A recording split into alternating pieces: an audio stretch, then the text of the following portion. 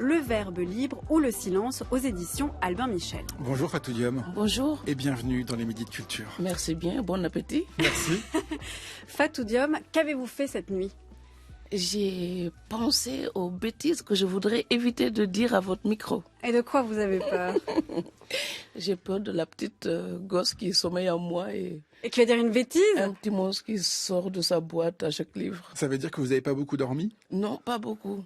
Ça, c'est une habitude, non ? Ouais, voilà, c'est pour ça qu'on vous pose la question. Il faut expliquer aux auditeurs quand même pourquoi on vous pose cette question. C'est que vous écrivez la nuit, vous vivez la nuit. La nuit, donc on pense que j'écris mes livres alors qu'en fait ce sont des sorcières qui me les dictent la nuit. Et qui vous empêche donc de dormir. Qui m'empêche de dormir. Alors qu'est-ce qui se passe la nuit ? Que vous permet la nuit que ne vous permet peut-être pas le jour ? Le face-à-face avec soi, avec sa vérité intérieure, la tranquillité nocturne. Et puis comme on cherche de la lumière, et bien la nuit c'est toujours sympathique pour un feu de bois. Alors pour moi écrire c'est comme maintenir ce feu de bois et tisonner ce feu de bois en permanence.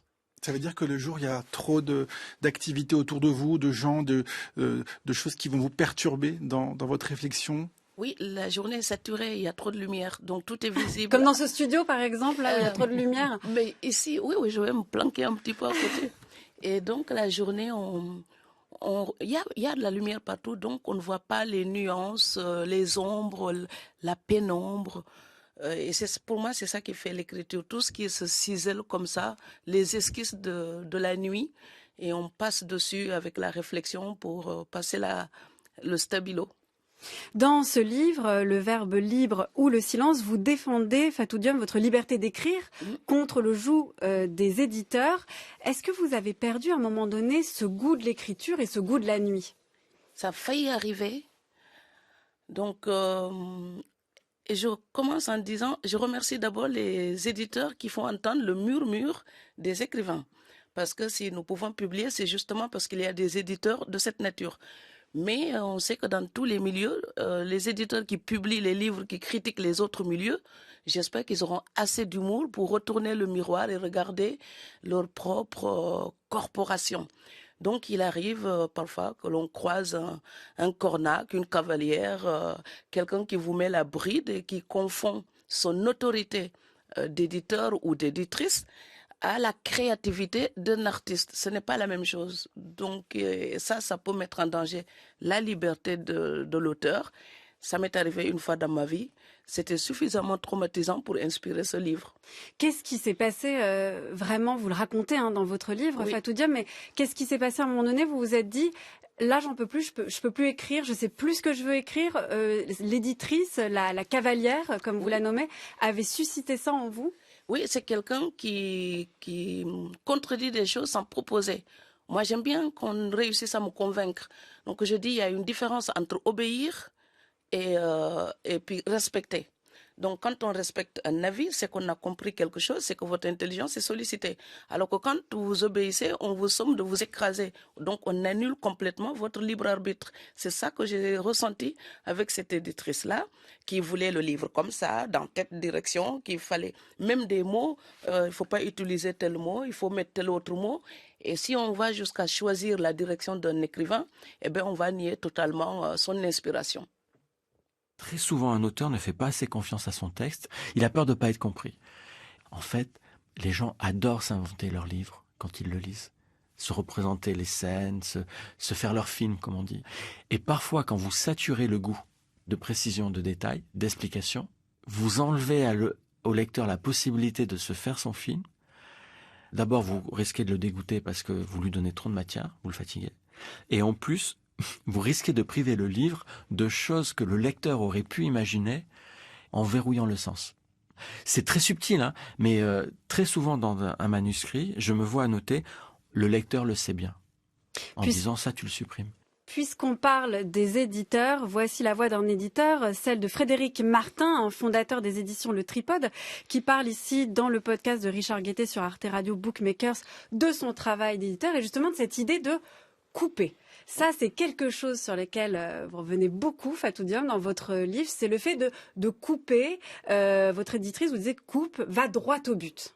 Oui, elle me prend pour une attaquante d'une équipe de foot. Moi, je veux bien me couper une jambe si on trouve que je marcherai mieux. Donc, c'est juste l'utilité.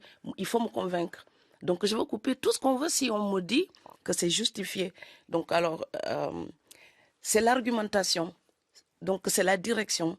C'est la qualité de ce qui est proposé. Finalement, un éditeur ou une éditrice peut être un partenaire, un complice, quelqu'un avec qui on dialogue. Donc, quand quelqu'un prend en compte votre avis, votre vision, votre idéal dans ce livre-là, son avis peut être vraiment un plus pour la construction. Mais quand vous avez quelqu'un qui vous dit « oui, j'ai grosso modo compris l'idée de votre livre, et donc, mais je veux qu'il soit comme ci, comme ça, j'ai des attentes. » Moi, je n'ai pas promis quelque chose. Donc, c'est la maternité ou la paternité de l'œuvre qui est en jeu. Qui crée le livre? Qui écrit le livre? Est-ce que c'est la sensibilité d'un auteur ou ce sont les aspirations d'un éditeur ou... Mais est-ce que cette façon de faire de l'édition que vous dénoncez, l'absence de dialogue, l'absence d'argumentation, l'absence de volonté de vous convaincre de quelque chose, c'est nouveau ou est-ce que ça a toujours existé dans l'édition? Jusque-là, vous aviez eu de la chance. Vous étiez épargné. Oui, mais il faut voir ce que Balzac disait déjà de son éditeur. Et je pense que si vous mettez des euros ou des dollars, comme vous voulez, même des francs CFA, si vous mettez des billets quelque part, vous pouvez enlever un lobe du cerveau. Parfois, le pouvoir financier remplace l'éthique, l'intégrité morale, parce qu'on pense qu'au nom du pain que nous voulons gagner, nous serions prêts à accepter n'importe quoi. Alors, moi, je suis désolée, la soif ne me fera pas boire dans une mare pourrie. Et parfois, les idées qu'on nous donne, seulement quand c'est financé uniquement pour la vente, je considère que ce n'est pas la seule raison de l'écriture. Et pour moi, l'écriture, c'est d'abord de l'archéologie. On va au fond de quelque chose et ça, c'est l'intériorité même de l'auteur. Est-ce que vous pensez qu'il y a une uniformisation du livre en France sur justement ces demandes-là, de faire des formats courts, d'aller droit au but, de répondre à des commandes, et puis avec aussi tout ce que ça comporte comme dispositif, d'ailleurs, que ça se vende bien, qu'on le vende bien à la radio, qu'on fasse de la promo vite, rapide, qui tape fort, la rentrée littéraire? Oui, en fait, tout doit être sexy et vendable. Donc moi, j'apprécie les éditeurs qui attendent une réflexion, un travail, une construction. Donc on ne se réveille pas un jour avec une œuvre d'art, il faut la ciseler, il faut prendre le temps. Et là, vous avez utilisé le mot, l'uniformisation. Donc moi, je vous renvoie à Stefan Zweig, l'uniformisation du monde. On y est. Donc si le goût devient quelque chose de standardisé, la créativité s'annule. Donc où est l'originalité si nous devons produire tous la même chose? C'est ça la question de ce livre. Et d'ailleurs, vous proposez, vous, une autre voie. Comment a vécu votre éditeur ce texte que vous lui avez proposé? Est-ce que justement, il vous a dit raccourci, là, t'y vas trop fort Ou tu peux pas dire ça sur le monde de l'édition, je vais me faire taper dessus par les autres. Ah, mais moi, je prends peut-être le risque de ne plus me faire éditer. Ça vous fait pas peur? Absolument pas. Moi, j'écris pour assumer qui je suis. Vous écrivez pour vous, finalement? J'écris pour participer. J'écris pour participer à notre liberté collective. Et donc, si je ne peux pas dire honnêtement, sincèrement ce qui m'habite, ce qui me taraude, ce qui me fait réfléchir, donc justement, c'est ça la nécessité. C'est cela qui apporte la nécessité de l'écriture. Ce qui nous taraude, ce qui nous rend intranquilles, ce qui nous enquiquine. Si je n'ai plus le droit de le dire, ça ne me sert plus à rien d'écrire. Donc, mon écriture, elle me donnerait le contraire de ce que je cherchais dans l'écriture, c'est-à-dire un peu plus de liberté. Est-ce que vous êtes mise à la place de l'éditeur qui dit à l'auteur, coupe, va pour droit au but, fais plus simple. Est-ce que vous êtes mis à cette place-là? Si je me mets à sa place, où est-ce qu'elle va se mettre? Lacan. Non, c'est-à-dire qu'est-ce qu'elle veut faire, en fait, cette éditrice, cette cavalière, quand elle vous dit ça? Quelle est son idée derrière? Ça va être plus vendable si c'est plus court. Moi, je trouve que j'ai raté une matinée de cours pour terminer Les Frères Karamazov de Dostoïevski. Donc voilà, je n'ai pas un gramme d'intelligence de l'ongle même de Dostoïevski, mais je trouve que ce ne sont pas les pages qui décident de l'intérêt d'un livre. Donc si quelqu'un vous écrit 1000 pages avec vraiment quelque chose d'intense, vous allez vous accrocher à ces pages, vous allez les finir. Par contre, avec la meilleure volonté du monde, si quelqu'un vous fait un livre tout pourri avec 150 pages, mais vous demandez du secours avant d'avoir touché la 30e. Donc, du coup, l'argument n'est pas valable, il faut autre chose. Mais seulement, va vite, ou enlève-moi ce mot du XVIIIe siècle. Est-ce que c'est ma faute si la langue française est magnifique et moi, j'ai envie de l'explorer? Alors, comment vous imaginez ce travail avec l'éditeur, justement, pour éviter, de manière générale, une uniformisation, hein? Vous comparez beaucoup la littérature comme ça, rapide, à du fast-food. Vous faites souvent ce parallèle entre gastronomie et littérature. Vous donnez quelle place à votre éditeur? À quel moment, en fait, il franchit la ligne? Et à quel moment vous estimez que là, c'est un bon compagnon d'écriture? Quand il commence à me dire quel personnage doit y être, vas-y, parle de ta mère, parle de ton père, ce sera plus vendeur, mais c'est pas des steaks, quoi. Je ne les vends pas. Et donc, c'est l'auteur qui décide de sa privauté. À quel moment, moi, je vais explorer mes échymoses. Donc, comme nous disait Saint John Perse, donc couleur d'échymose, ce que nous créons. Et c'est moi qui dois sentir la brise dans laquelle j'ai envie de naviguer.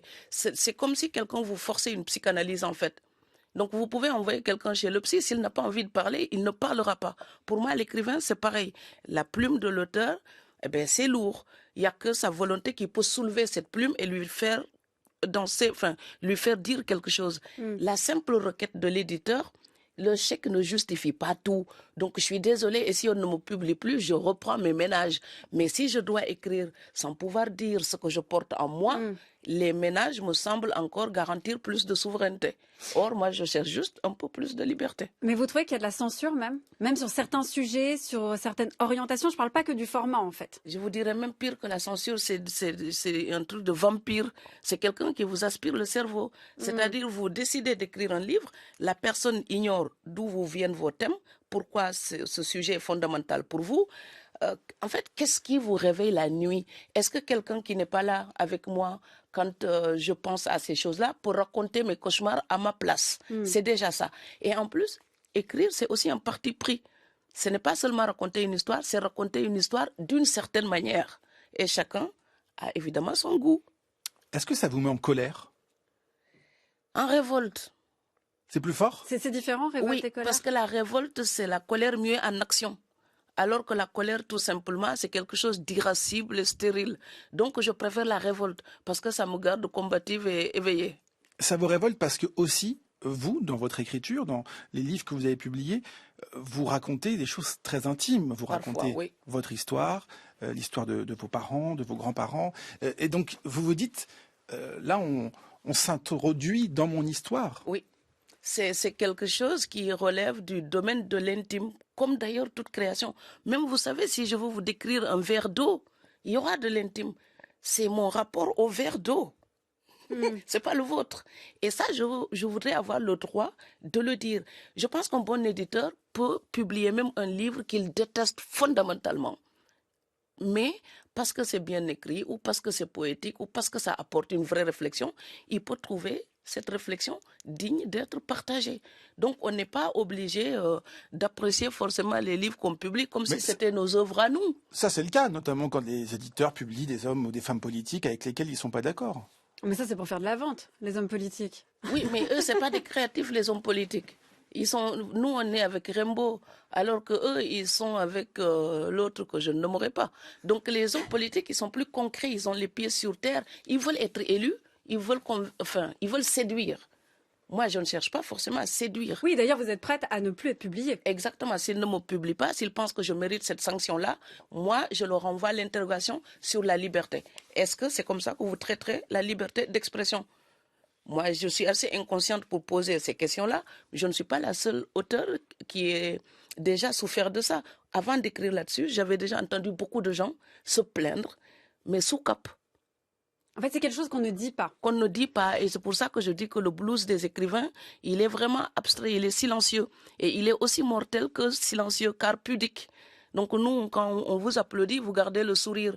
Donc vous ne dites pas, j'ai fait un cauchemar, il y a une dame, elle m'a tellement pourri la vie que quand je suis devant l'ordinateur, c'est comme s'il y avait des frelons sur l'écran.